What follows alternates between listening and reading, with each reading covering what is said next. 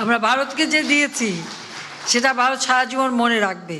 ভারতের মাটিতে শেখ হাসিনার রাজনীতি করার অনুমতি ভারত দেয়নি, এমন কড়া বার্তা দিয়েছে ভারত সরকার। একই সঙ্গে বাংলাদেশের পক্ষ থেকে পাঠানো শেখ হাসিনার প্রত্যর্পণ সংক্রান্ত আবেদনটি ভারতের প্রচলিত আইন ও বিচারিক প্রক্রিয়া অনুযায়ী পর্যালোচনাধীন রয়েছে বলেও জানানো হয়েছে। তবে এ বিষয়ে কোনো নির্দিষ্ট সময়সীমা বা সম্ভাব্য সিদ্ধান্ত সম্পর্কে ভারতীয় কর্তৃপক্ষ মন্তব্য করেনি।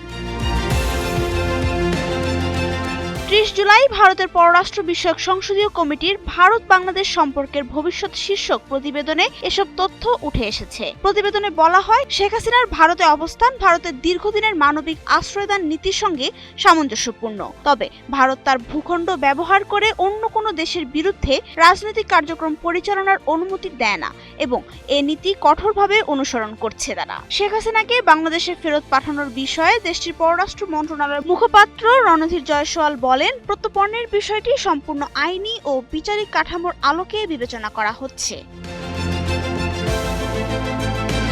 এদিকে বাংলাদেশের আইনমন্ত্রী মোহাম্মদ আসাদুজ্জামান সম্প্রতি বলেছেন, শেখ হাসিনা দেশে ফিরলে আইনের আওতায় তাকে গ্রেফতার করা হতে পারে।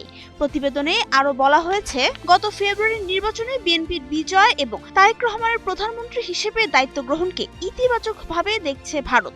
নতুন সরকারের সঙ্গে সম্পর্ক আরো ঘনিষ্ঠ করার ক্ষেত্রে এটিকে একটি গুরুত্বপূর্ণ সুযোগ হিসেবে বিবেচনা করছে নয়াদিল্লি। তবে বাংলাদেশের সঙ্গে চীনের ক্রমবর্ধমান অর্থনৈতিক, অবকাঠামোগত ও কৌশলগত উপস্থিতি নিয়ে উদ্বেগ প্রকাশ করা হয়েছে প্রতিবেদনে। বিশেষ করে মংলা বন্দরের উন্নয়ন প্রকল্প, ভারতের সীমান্তের কাছাকাছি লালমনিরহাট বিমান ঘাঁটির উন্নয়ন এবং পেকুয়ায় সাবমেরিন ঘাঁটি নির্মাণের বিষয়গুলো ভারতের নিরাপত্তা দৃষ্টিকোণ থেকে গুরুত্বপূর্ণ বলে উল্লেখ করা হয়েছে। এছাড়া বাংলাদেশিদের জন্য ভিসা কার্যক্রম দ্রুত স্বাভাবিক করার সুপারিশও করেছে সংসদীয় কমিটি।